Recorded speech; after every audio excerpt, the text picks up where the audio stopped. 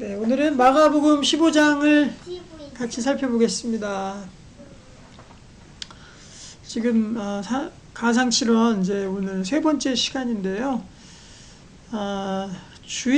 지난 주일날은 마태복음 27장을 살펴봤고요. 다 고난장만 쭉 보고 있는데, 그리고 월요일은 누가복음 23장, 그 다음에 어제는 요한복음 19장, 오늘은 마가복음 15장. 다 같은 내용이에요. 다 같은 내용인데 어쩌면 이 사복음서에 이렇게 가상칠언들이 각자 다른 말씀들이 이렇게 기록되어 있을까? 이것도 참 신비로운 거예요. 같은 말이 중복되어 있지 않고 가상칠언이 각각 그 복음서들마다 이렇게 딱 알맞게 딱 배치가 되어 있는 거 보면은 정말 이 하나님의 말씀은 완전하시고 정말 대단한 말씀이라는 생각이 많이 듭니다. 자, 오늘은 마가복음 15장 말씀, 이제 가상칠언 오늘 마지막 시간인데, 그동안 어제 그제 세 개씩 했고요. 이제 오늘 마지막 보겠습니다. 마가복음 15장 1절. 그러면 내일은 저녁에 새벽에 대제사장들이 즉시 장로들과 서기관들 곧 온 공회와 더불어 의논하고 예수를 결박하여 끌고 가서 빌라도에게 넘겨주니, 빌라도에게 넘겨주고 이제 시작을 하는 거죠. 다 정말 고난장들이요. 빌라도가 묻되 내가 유대인의 왕이냐? 예수께서 대답하여 이르시되 내 말이 옳도다 하시매. 역시 이제 왕에 대한 언급들이 나옵니다. 대제사장들이 여러 가지로 고발하는지라 빌라도가 또 물어 이르되 아무 대답도 없느냐? 그들이 얼마나 많은 곳으로 너를 고발하는가 보라 하되, 예수께서 다시 아무 말씀도 대답하지 아니하시니 빌라도가 놀랍게 여기더라. 대제사장들이 이곳에서 많은 것들을 고발을 했습니다. 이래서 이렇고요, 이래서 죽여야 되고요, 이래서 십자가에 못 박아야 됩니다 하고 막 말들을 얼마나 많이 했겠습니까? 빌라도가 당연히 그것에 대해서 예수님께서 정말 놀라운 반박을 하실 줄로 그렇게 예상을 했을 겁니다. 빌라도가. 그렇죠?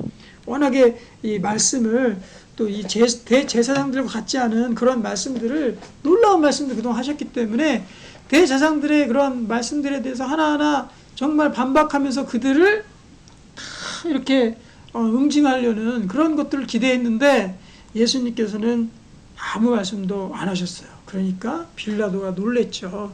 아무 말씀도 안 하고 그냥 순복하는 모습 보면서 십자가 앞에. 자, 6절. 명절이 되면 백성들이 요구하는 대로 죄수 한 사람을 놓아주는 전례가 있더니 특별 사면이 있었습니다.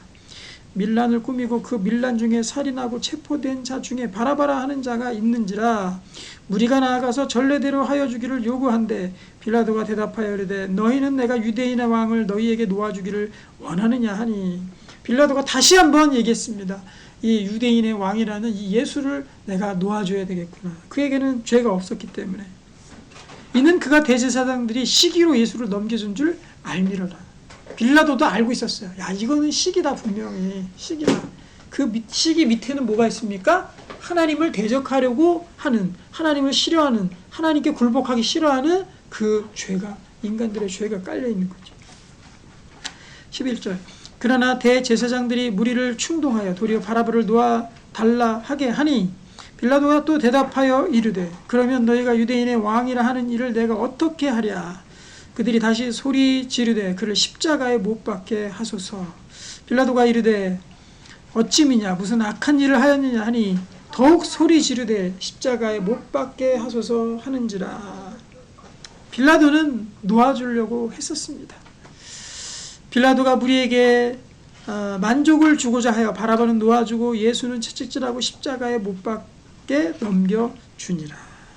무리를 만족하게 하기 위해서 빌라도는 사형 언도를 하게 됩니다. 16절. 군인들이 예수를 끌고 브라이도리온이라는 뜰 안으로 들어가서 온 군대를 모으고 예수에게 자색 옷을 입히고 가시관을 엮어 씌우고 경례하여 이르되 유대인의 왕이여 평안할지어다 하고 갈대로 그의 머리를 치며 침을 뱉으며 호로 절하더라. 희롱을 다한 후 자색 옷을 벗기고 도로 그 옷을 입히고 십자가에 못 박으려고 끌고 나가니라. 마침 알렉산더와 루포의 아버지인 구레네 사람 시몬이 시골로부터 와서 지나가는데 그들이 그를 억지로 같이 가게 하여 예수의 십자가를 지우고. 다른 복음서에도 이 구레네 사람 시몬의 이야기가 등장합니다. 근데 마가복음에만 이 구레네 사람 시몬에 대해서 더 자세하게 설명하고 있어요. 뭐냐면 알렉산더와 루포의 아버지이다, 이렇게 기록을 하고 있죠. 근데 이 알렉산더와 루포가 뒤에 성경에 나옵니까? 안 나옵니까? 또 나오죠. 그죠? 로마서에도 나오고 또 사도행전이 나옵니다. 이 마가가 바로 그 사도 바울의 전도 여행 때 같이 따라갔던 사람입니다. 중도 하차도 하고 막 이랬었죠, 마가가. 그렇게 그랬던 사람인데, 자, 이 구레네 사람 시몬이 루포와 알렉산더의 아버지잖아요. 근데 이 루포는 어디에 나오냐면은 바로 사도 바울에게 언급이 됩니다. 루포의 어머니는 내 어머니다 할 정도로 그렇게 사도 바울도 정말 믿음의 한 가족으로 알고 있는 그런 가족 중에 한 사람이었어요. 루포는 굉장히 많이 쓰임 받았고, 이 마가가 사도 바울하고 같이 전도 여행을 하는 도중에 또 루포를 만나게 돼요. 그런데 거기서 확인을 한 겁니다. 마가가 루포를 거기서 확인한 거예요. 루포 알고 보니까 루포가 이 예수님의 십자가를 대신 져줬던 시몬의 아들이었던 거예요. 그 루포가 얘기한 거죠. 왜 얘기를 했겠습니까? 아버지가 와서 얘기했으니까.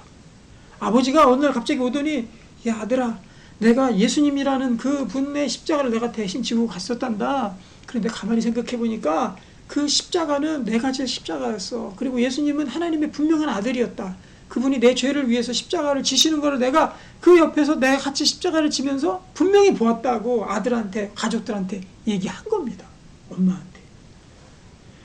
그러니까 십자가 상에서 그 고난의 그 시간 속에서 이 구레네 사람 시몬이 그 고난의 현장 속에서 바로 예수님 만나게 된 거예요.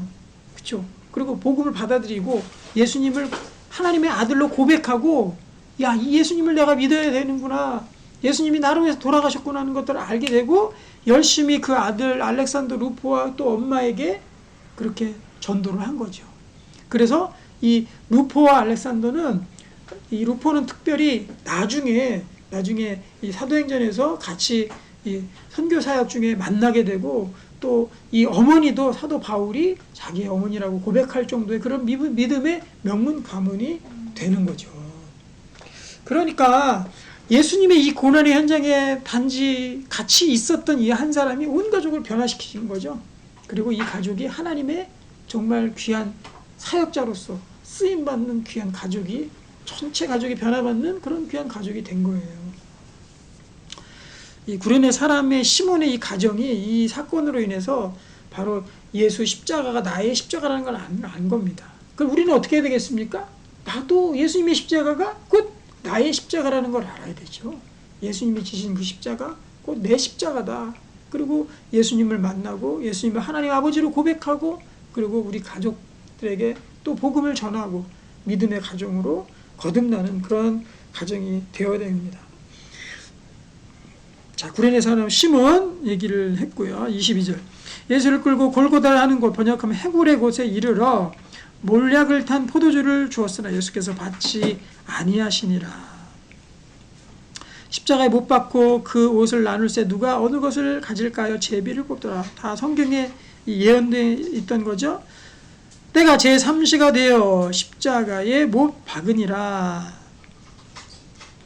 그 위에 죄패 유대인의 왕이 났었고 강도 둘을 예수와 함께 십자가에 못 박으니 하나는 그의 우편에는 좌편에 있더라. 지나가는 자들은 자기 머리를 흔들며 예수를 모욕하여 이르되, 아하, 성전을 헐고 사흘에 짓는다는 자여, 내가 너를 구원하여 십자가에서 내려오라 하고, 그와 같이 대제사장들도 서기관들과 함께 희롱하여 서로 말하되, 그가 남은 구원하였으되 자기는 구원할 수 없도다. 자기를 구원하지 아니하시고 십자가에서 돌아가셨기 때문에 남을 구원할 수 있는 겁니다. 다른 사람을 구원하기 위해서 예수님은 친히 십자가의 그 고통과 순환을 받아들이신 겁니다. 32절 이스라엘 왕 그리스도가 지금 십자가에서 내려와 우리가 보고 믿게 할지어다 하며 함께 십자가에 못 박힌 자들도 예수를 욕하더라. 제6시가 되매 온 땅에 어둠이 임하여 제9시까지 계속하더니 제6시 9시에 못 박히셨죠? 아침 9시에 제3시니까. 그러면 제6시가 됐는데 한낮이에요. 이때 바로 온 땅에 어둠이 임했습니다. 이건 기이한 자연현상이 같이 있었던 겁니다. 예수님께서 돌아가시는 그때 이 자연계도 잠시 숨을 멈춘 겁니다. 어둠이 임하여 제9시까지 계속 되더니 6시에서 9시까지 3시간 동안 계속 되었어요. 제9시에 예수께서 크게 소리 지르시되 드디어 가상칠언에 이제 우리 살펴본 바로는 마지막이죠. 엘리 엘리 라마사 박다니 하시니 이를 번역하면 나의 하나님 어찌하여 나를 버리셨나이까 하는 뜻이라. 친히 이 마가는 이 말에 대한 번역까지도 여기다 싣고 있어요. 하나님 어찌하여 나를 버리십니까? 이것은 성경에 이것도 예언이 되어 있습니다. 시편 22편 1절에 보면은 거기에 다윗의 그러한 절규가 나와요. 나의 하나님 어찌하여 나를 버리셨습니까? 하고 그게 그러한 그도 역시 엄청난 고통 중에 있었죠.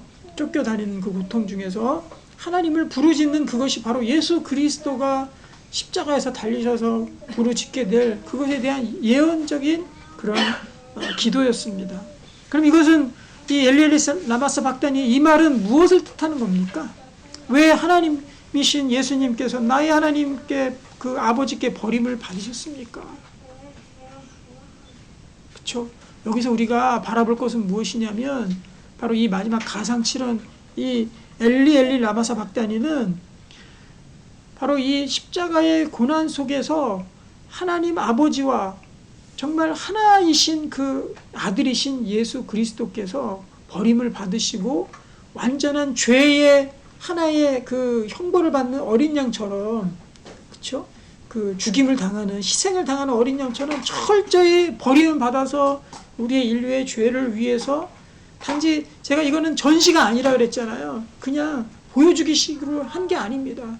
실제로 예수님께서 철저히 하나님으로부터 버림을 받아야 되죠, 당연히. 그래야지 그 십자가상에서 예수님께서 우리의 더러운 모든 인류의 죄를 짊어지고 그 십자가상에서 완전하게 그 십자가의 형벌을 받아야지만 우리가 회복을 얻는 거잖아요. 그래야지 의가 이루어지는 거잖아요. 의가 이루어지는 거. 요즘 보면은 뭐 선거철만 되면은 그렇잖아요. 막 사람들이 뭐 하나 의혹만 있으면은 만약에 그런다고 해보십시오. 의혹이 진짜 있었는데 이거 그냥 대충 넘어갑시다. 이렇게만 얘기해도 난리가 벌어질걸요 아마. 그거 하나 캘라고 그 조그만 잘못이 있어도 그거 하나 캘라고 얼마나 많이 뭐 네거티브를 하느니 아니면은 거기에 대해서 뭐 진상규명이라고 하느니 이거 가지고 계속 싸우잖아요. 그렇잖아요. 우리 인간의 죄도 그냥 넘어가 이거 안 된다는 거죠. 그 작은 부정부패 하나도 그런데 우리 인간의 더러운 죄는 철저히 징계를 받아야 되는 겁니다. 그렇기 때문에 예수님께서는 하나님으로부터 버림을 받으시고 철저히 죄의 징계를 받는 한 마리의 어린 양의 모습으로 십자가에서 달리셔서 돌아가신 겁니다. 예수님의 이러한 고난의 진정성, 또 우리를 구원하시기 위해서 얼마나 큰 고난을 당하셨는지 이 가상칠언을 중에 하나를 통해서 우리가 알 수 있는 거예요. 자, 35절입니다. 곁에 섰던 자 중 어떤 이들이 듣고 이르되 보라 엘리야를 부른다 하고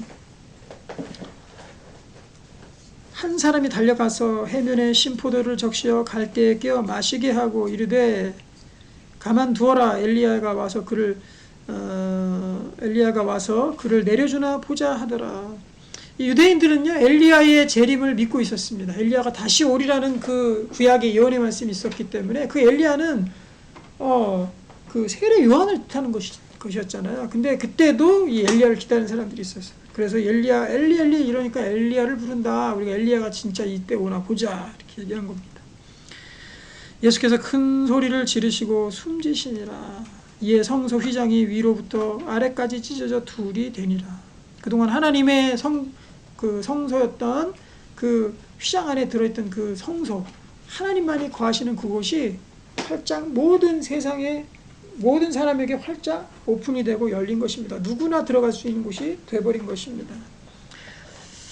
39절 예수를 향하여 섰던 백부장이 그렇게 숨지심을 보고 이르되 이 사람은 진실로 하나님의 아들이었도다 하더라. 멀리서 바라보는 여자들도 있었는데 그중 막달라 마리아와 또 작은 야고보와 요새의 어머니 마리아와 또 살로메가 있었으니 이들은 예수께서 갈릴리에 계실 때 따르며 섬기던 자들이요 또 이외에 예수와 함께 예루살렘에 올라온 여자들도 많이 있었다. 여자들이 그들을 바라보고 있었습니다. 이달은 준비일 곧 안식일 전날이었습니다. 저물었을 때에 아리마대 사람 요셉이 와서 당돌이 빌라도에게 들어가 예수의 시체를 달라 하니 이 사람은 존경받는 공회원이요 하나님의 나라를 기다리는 자라. 예수님의 고난의 현장에서 쓰임받은 두 사람이 있었죠. 여기에는 아리마대 요셉, 이는 부자였습니다. 예수님의 장례를 준비하는 사람이었고 아까 같이 구레네 시몬, 예수님의 십자가를 대신 지어준 그 두 사람이 함께 있었습니다. 우리도 고난의 현장에 함께 있는 사람이 되어야 되겠죠? 그렇죠. 예수님의 그 십자가의 그 길 옆에 아리마대 요셉, 구레네 사람 시몬처럼 우리도 그 옆에 함께 있는 사람들이 되어야 됩니다. 빌라도는 예수께서 벌써 죽었을까 하고 이상히 여겨 백부장을 불러 죽은 지가 오래냐 묻고